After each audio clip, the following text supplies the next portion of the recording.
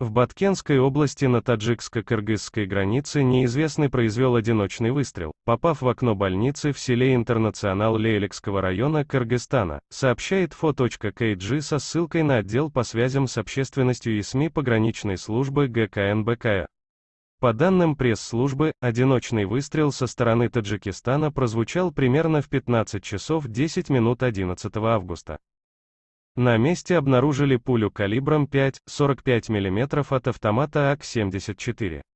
Никто не пострадал, сообщает пресс-служба.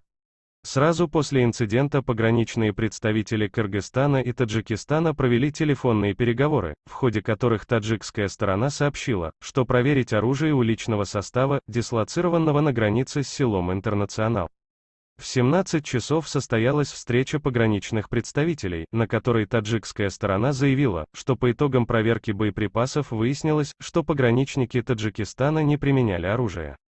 При этом пограничный представитель Таджикистана отметил, что мог быть произведен случайный выстрел.